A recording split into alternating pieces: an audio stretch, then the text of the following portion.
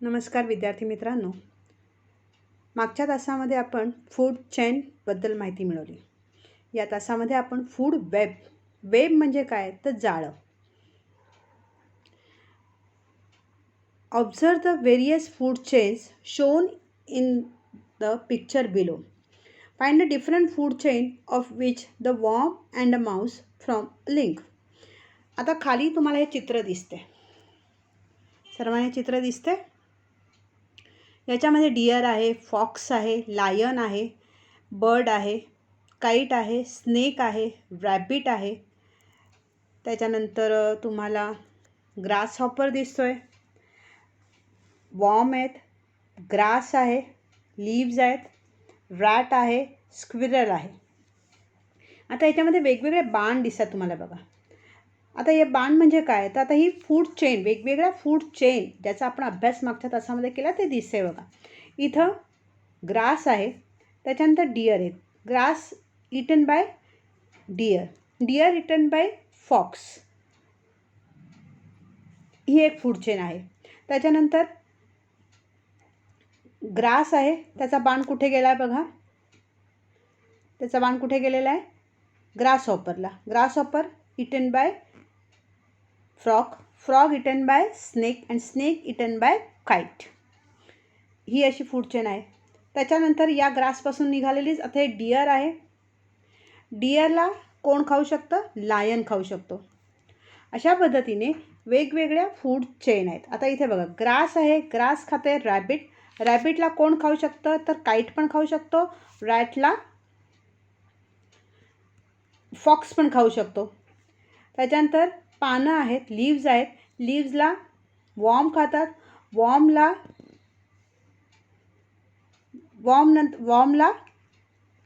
चिमणीसारखे पक्षी खाऊ शकतात. म्हणजे अशा प्रकारे वेगवेगळ्या प्रकारच्या फूड चेन मिळून त्याचं असं जाळं तयार झालं. म्हणजे इकडनं इकडे असं या पद्धतीने जाळं तयार झालेलं आहे.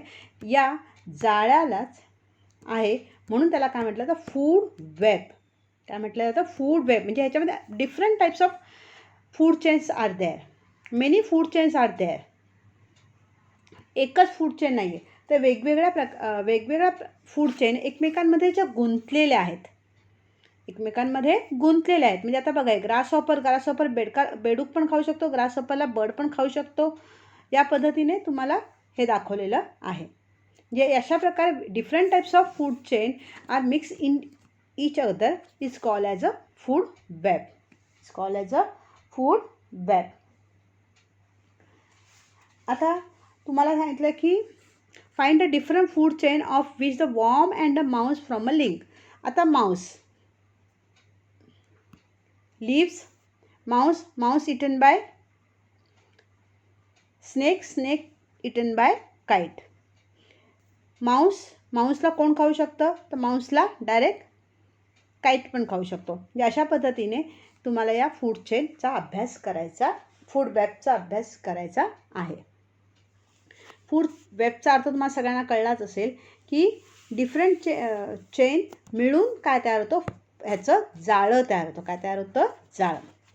आता हे लास्ट टर्ममध्ये आपण शिकलो होतो, लास्ट सेक्शनला आपण शिकलो होतो. The most important food in the food chain कोण आहे, plant. Everything that gets it food from the environment. प्रत्येका सजीवाला, कुठलाही सजीव organism get food from the environment. आपल्या परिसरामधून अन्न आपल्याला मिळवतो. आता काही ॲनिमल्स आहेत, हे ॲनिमल्स काय करतात तर प्लांट्स खातात. म्हणजे आता डिअर आहे, डिअर काय खातो तर प्लांट्स खातो. आणि काही ॲनिमल आहेत हे इतर प्राण्यांना मारून खातात. म्हणजे आता डिअरला मारून कोण खातं, लायन वगैरे आहे ते डिअरला खाऊन जगतात. पण डिअर कशावर जगतं तर वनस्पतीवर. म्हणजे अशा प्रकारे इनडायरेक्टली लायनसुद्धा कशावर डिपेंड आहे, प्लांट्सवरती डिपेंड आहे. पण प्लांट्स मात्र सगळे प्राणी, आता आपण सुद्धा स्वतःचं अन्न शिजवतो, स्वतःचं अन्न स्वतः शरीरामध्ये तयार करत नाही. पण प्लांट्स मात्र स्वतःचं अन्न स्वतः तयार करतात. सनलाईटचा, त्याच्यानंतर पाण्याचा आणि कार्बन डायऑक्साईड याचा वापर करून, हवेतल्या कार्बन डायऑक्साईडचा वापर करून ते स्वतःचं अन्न स्वतः तयार करतात आणि स्वतःची ग्रोथ करतात. म्हणजे अशा पद्धतीने प्लांट्स स्वतःचं अन्न स्वतः तयार करतात आणि प्लांट्सवरती डिपेंड संपूर्ण ॲनिमल्स आहेत. हे ॲनिमल्स कशावर डिपेंड असतात तर प्लांट्सवरती. Therefore the most important food in the food chain is a plants. Plants नसतील तर पुढच्या कुठल्याच चेन होऊ शकणार नाहीत. म्हणून प्लांट इज अ मेन किंवा most important food in the food chain. Main important part of a food chain. आता पुढचा भाग बघायचा आपल्याला एन्व्हायरमेंट बॅलन्स. एन्व्हायरमेंट म्हणजे काय तर परिसराचा balance. There are many food chains in our environment. Because of these food chain every living thing gets the food in need and there for continuous to life. आता food chain आपण बघितलं की अनेक food chain आहेत. या food chain एकमेकांवरती dependent अशा आहेत. प्रत्येकाला सजीवाला अन्नाची गरज असते आणि मग त्यामुळे ही अन्नसाखळी या वेगवेगळ्या ज्या फूड चेन आहेत त्या आपल्या प्रत्येक ऑर्गॅनिझमचे अन्नाची गरज पूर्ण करत असतात. आता तुम्ही बघितले की पर्यावरणामध्ये आता इथे चित्र दिसते बघा. इथे तुम्हाला चित्र दिसते सूर्याच्या. आता micro organism living in the soil. Micro organism living in the soil म्हणजे मातीमध्ये अनेक सूक्ष्मजीव असतात. ते काय करतात तर मातीमधले सूक्ष्मजीव आहेत हे मातीमध्ये वनस्पतीसाठी पोषक पदार्थ तयार होतात. म्हणजे ते मलमूत्र आहे किंवा पालापाचोळा आहे, प्राण्याचे मृत शरीर आहेत, मेलेले पक्षी आहेत किंवा प्राणी आहेत त्यांचं मलमूत्र आहे, हे सर्व जमिनीमध्ये कुजतात. आणि कुजवण्याची क्रिया कोण करत असतं तर मायक्रो ऑर्गॅनिझम्स, सूक्ष्मजीव असतात. आणि मग ते काय करतात तर ते खत तयार होतात आणि मग ते पोषक द्रव्य तयार होतात. हे पोषक द्रव्य मुळांच्या वाटे वनस्पती घेतात आणि स्वतः घेतात आणि त्यामुळे वनस्पतीची योग्य प्रकारे वाढ होत असते. पुन्हा त्यांचा पालापाचोळा, प्राणी, वनस्पतीचे अवशेष कुजून त्याचे पोषक पदार्थ तयार होतात. म्हणजे परत ते वनस्पती त्याची वाढ होते. वाढलेली वनस्पती प्राणी खातात. मेलेले प्राणी परत मेलेले प्राणी किंवा पालापाचोळा जो आहे यांच्यापासून पुन्हा सूक्ष्मजीव आपलं सूक्ष्मजीव पोषक द्रव्य तयार करतात आणि पुन्हा वनस्पतीची वाढ होते. हे चक्र आहे. हे चक्र निसर्गामध्ये सतत चालूच असतं आणि हे पर्यावरणातलं महत्त्वाचं चक्र आहे. म्हणजे एन्व्हायरमेंटमधलं is a main cycle of a environment. आता इथे बघा microorganism living in the soil help the process of decomposition of plant reduce. म्हणजे पालापाचोळा आहे किंवा डेड ॲनिमल्स आहेत, एक्स्ट्रॅक्ट आहेत म्हणजे त्यांचे मलमूत्र आहेत etcetera. As a result substance that help to growth the plant. म्हणजे अशी पोषक द्रव्य तयार होतात की ज्याच्यामुळे अशी द्रव्य तयार होतात. सबस्टन्स म्हणजे असे पदार्थ तयार होतात की ज्यामुळे झाडांची वाढ होण्यासाठी त्याची मदत होते. झाडं वाढतात आणि मग ते get added to the soil.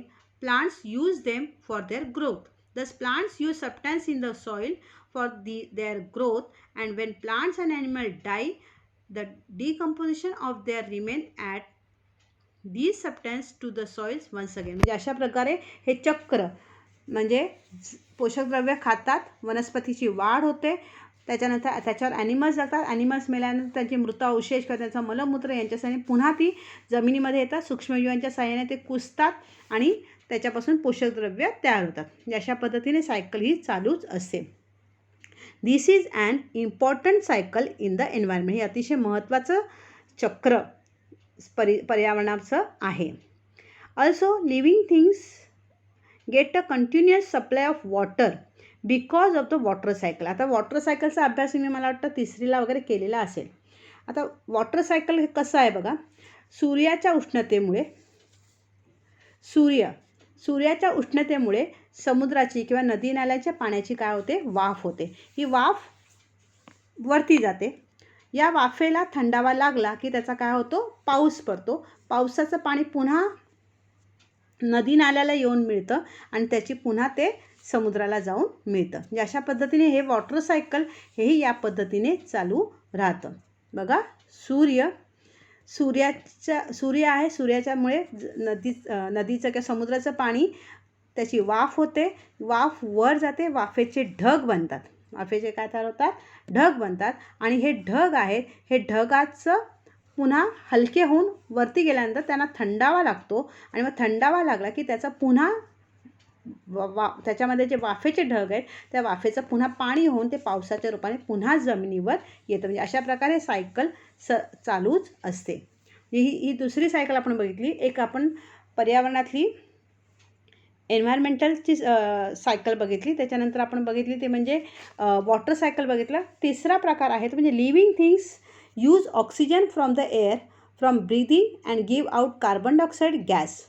Plant use the carbon dioxide from the air for making their food. Oxygen is given out in this process and get added to the air again. This too is a cycle in nature. अशीच आता बघा की सगळे सजीव आहेत. Living things काय करतो आपण, श्वसनासाठी, श्वास घेण्यासाठी हवेतला ऑक्सिजन आपल्या शरीरामध्ये जातो आणि आपल्या शरीरातला जो कार्बन डायऑक्साईड आहे तो आपण हवेमध्ये सोडतो. प्लांट्स काय करतात, हे प्लांट्स हवेतील कार्बन डायऑक्साईड शोषून घेतात आणि त्यांच्या सहाय्याने ते स्वतःचं अन्न तयार करतात. आणि या प्रोसेसमध्ये ते ऑक्सिजन शरीराच्या झाडाच्या बाहेर म्हणजे त्या वनस्पती ऑक्सिजन बाहेर टाकत असतात. तो वनस्पतीने सोडलेला ऑक्सिजन आहे तो पुन्हा हवेमध्ये मिसळतो आणि त्यामुळे ऑक्सिजनचं प्रमाण हवेतलं टिकून राहण्यासाठी मदत होते. आणि म्हणून तुम्ही आपण बघता की आपण जेव्हा गार्डनमध्ये किंवा आपण एखाद्या जंगलामध्ये जातो तिथे आपल्याला स्वच्छ हवा आपल्याला मिळते. आता मिळते कारण त्यातला आपल्या शरीरातून बाहेर पडलेला कार्बन डायऑक्साईड हा वनस्पती शोषून घेतात आणि ऑक्सिजन शरीराच्या बाहेर टाकतात आणि मग त्यामुळे हवेमधलं ऑक्सिजनचं प्रमाण त्या ठिकाणी वाढलेलं असतं. आता आपण सिमेंटच्या जंगलामध्ये राहतो, सगळीकडे बिल्डिंग आहेत, झाडांचं प्रमाण कमी आहे, त्यामुळे जिथे गर्दी आहे त्या ठिकाणी किंवा बिल्डिंग्स आहेत त्या ठिकाणी ऑक्सिजनचं प्रमाण कमी होतं आणि कार्बन डायऑक्साईडचं प्रमाण वाढतं. उच्छ्वासामधून जो बाहेर पडणारा कार्बन डायऑक्साईड आहे त्याचं प्रमाण वाढतं. ते शोषून घेणाऱ्या वनस्पती नसल्यामुळे हे सायकल योग्य प्रकारे चालत नाही. अशा प्रकारे विविध प्रकारच्या there are several other such cycles in nature. निसर्गामध्ये अनेक चक्र आहेत.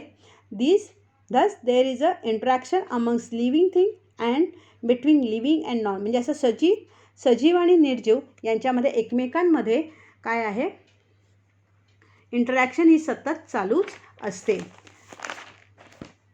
म्हणजे सजीव किंवा निर्जीव, living things living or non living things असे एकमेकांमध्ये इंटरॅक्शन सतत होतच असते. आणि त्याचमुळे this helps to maintain the food chain in the environment. When the various cycle in the environment go and uninterrupted the environment balance gets maintain. म्हणजे अशा प्रकारच्या साखळ्या म्हणजे अशा प्रकारचे जे चक्र आहेत हे चक्र जेव्हा चालवत राहतात त्याच्या अबाधित आहेत, फूड चेन्स आहेत, त्यामुळे पर्यावरणाचं संतुलन आहे, एन्व्हायरमेंटल बॅलन्स आहे तो नेहमी टिकून असतो आणि सर्व सजीवांच्या अस्तित्वासाठी पर्यावरणाचं संतुलन टिकून राहणे गरजेचं आहे. म्हणजे आपण ऑर्गॅनिझम किंवा बायोडायव्हर्सिटी टिकून राहण्यासाठी environmental balance is the most important for our biodiversity. समजलेलं सर्वांना धडा. एन्व्हायरमेंटमध्ये आपण 3 सायकल बघितली. एक मायक्रो ऑर्गॅनिझमचं सॉईलचं सायकल आहे, त्याच्यानंतर वॉटर सायकल आहे आणि त्याच्यानंतर तिसरं आपण बघितलं म्हणजे कार्बन डायऑक्साईडचं सायकल. सायकल म्हणजे चक्र. सायकल म्हणजे चक्र आहेत. ही चक्र सतत चालू राहतात आणि त्यामुळे सजीव हे जमिनीवरती किंवा पर्यावरणामध्ये टिकून राहतात. एन्व्हायरमेंटचा जो बॅलन्स आहे तो टिकण्यासाठी याची गरज आपल्याला असते. आता आपण काय शिकलो. There is innumerable type of living things on the earth. Innumerable म्हणजे काय, असंख्य, अगणित, मोजता येणार नाहीत एवढे सजीव आपल्याला पृथ्वीवरती सापडतात. There is interaction between living and non living things in the environment. सजीव आणि निर्जीव. लिव्हिंग म्हणजे सजीव, नॉन लिव्हिंग म्हणजे जे निर्जीव आहेत अशा घटकांची अनेक घटक ह्यांच्यामध्ये एकमेकांमध्ये देवाणघेवाण ही सतत एकमेकांशी संबंध एकमेकांचा असतो.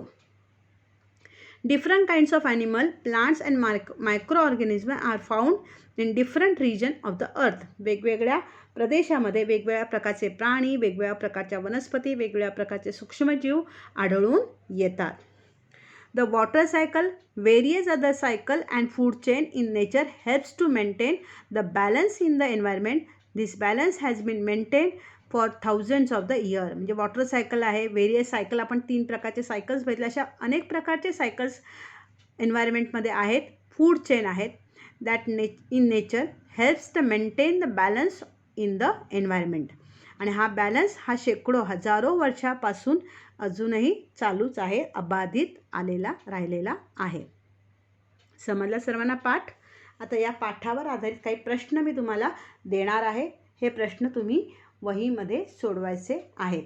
तुम्हाला वेळ देईन, त्या वेळेमध्ये सोडवायचे आहेत. 2 व्याख्या आहेत आणि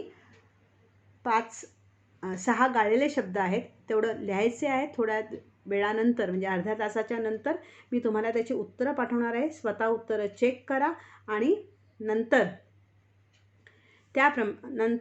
त्याप्रमाणे तुम्ही तुमचे गुण घ्यायचे आणि नंतर मला तुमचं नाव आणि तुम्हाला मिळालेले गुण आहेत ते मला व्हॉट्सअप करून पाठवायचे आहेत. तुम्ही सोडवलेला स्वाध्याय किंवा तुम्ही सोडवलेले प्रश्नोत्तरं पाठवायची नाहीत. जर चुकली असेल तर मी तुम्हाला पाठवते आहे, त्याप्रमाणे लिहून घ्या. आपलं काय चुकलं आहे ते पहा. याचा स्वाध्याय आहे. हा स्वाध्याय सध्या सोडवायचा नाही आहे. पुढच्या तासाला मी हा स्वाध्याय तुमच्याकडनं सोडवून घेणार आहे. धन्यवाद.